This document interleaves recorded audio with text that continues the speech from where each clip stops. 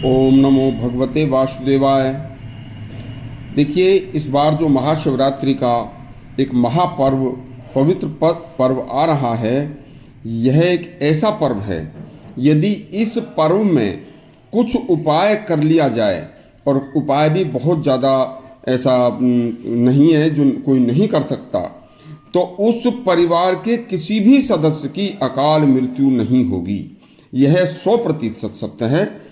आप इसे एक बार बड़े ही तरीके से, बड़े ध्यान से सुनना।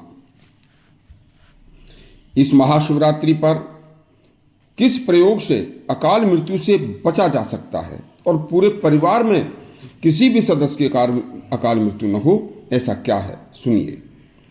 इस बार की महाशिवरात्रि हर बार से कुछ अलग और कुछ अधिक ही महत्वपूर्ण है। इस बार ग्रहों का कुछ ऐसा संयोग बन रहा है जो कि बड़ा ही दुर्लभ है, और कभी कभी ही यह ऐसा संयोग होता है। 26 फरवरी दिन बुधवार त्रयोदशी दिन में 9:31 तक रहेगी, और चतुर्दशी तिथि घनिष्ठा नक्षत्र में 4:06 तक रहेगी। महाशिवरात्रि पर 3 ग्रह सूर्य, शनि व बुध कुंभ राशि में उच्च के शुक्र के साथ राहु मीन राशि, वृष के देवगुरु बृहस्पति मिथुन राशि का मंगल, कन्या राशि का केतु और मकर राशि का चंद्रमा संचरण अति शुभ हो रहा है, जो इस योग को मृत्यु पर विजय पाने वाला बना रहा है। देखिए, जो शिव भक्त भगवान शिव के भक्त हैं, भगवान शिव बहुत ही जल्दी प्रसन्न होने वाले देवता हैं। जो शिव भक्त 26 फरवरी को दिन व रात भगवान शिव की उपासना करेंगे, उन भगवान शिव के भक्तों के लिए एक अति विशेष कल्याणकारी समय रात्रि के 11:48 से रात्रि के 12:38 तक रहेगा।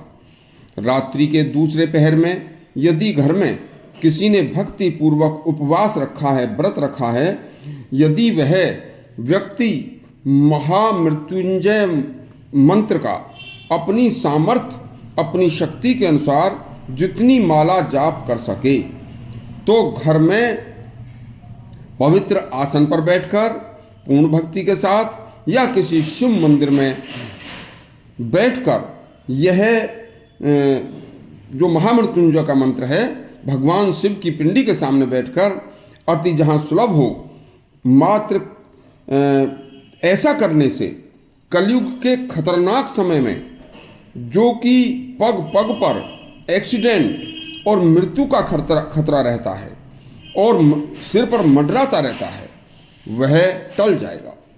यदि कोई ज़्यादा भी नहीं कर सकता, तो कम से कम उपरोक्त विधि से केवल 108 बार अर्थात 1 माला से लेकर 5 माला महामृत्युंजय का जप अवश्य कर ले। जिन्हें महामृत्युंजय का मंत्र जवानी कंठस्थ याद न हो, तो वह हाथ में लिखा हुआ लेकर पढ़कर भी माला का जाप कर सकते हैं। महामृत्युंजय का मंत्र इस प्रकार है।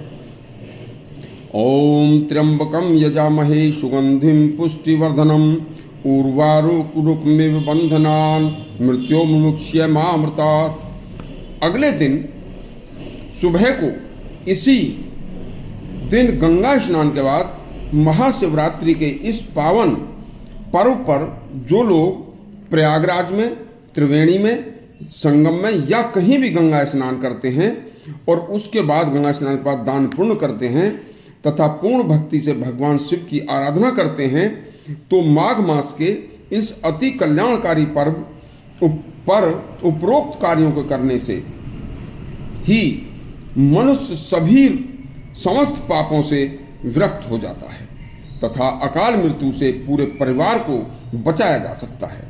यह महामृत्युंजय इस तरह से करने से, जैसे मैंने बताया है, तो एक पूरे परिवार के लिए रक्षा कवच अदृश्य रूप से प्राप्त हो जाता है। सभी देवताओं का पूजन दिन में होता है, लेकिन महामृत्युंजय शिव का अपना यह महामृत्युंजय का जाप रात्रि में ही भगवान को प्रिय है। असल में शिव शमशानवासी हैं औघड़दानी हैं, संहार शक्ति और तमोगुण के अधिष्ठात्री हैं। रात्रि संहार काल का प्रतिनिधित्व करती है। रात्रि के आगमन होते ही भगवान सूर्य के दिव्य प्रकाश का संहार हो जाता है। जीवों की दैनिक कर्म चेष्टाओं का भी निद्रा द्वारा चेतना का संहार हो जाता है। संसार अचेतन होकर गिर जाता है तथा इसलिए संहार काल की प्रतिनिधि तपोमयी रात्रि ही औघड़दानी शंकर भगवान को अति प्रिय है। इसी वजह से शिव की आराधना न केवल दिव्य महाशक्ति रात्रि को बल्कि रात्रि के प्रारंभ होने पर प्रदोष काल में की जाती है।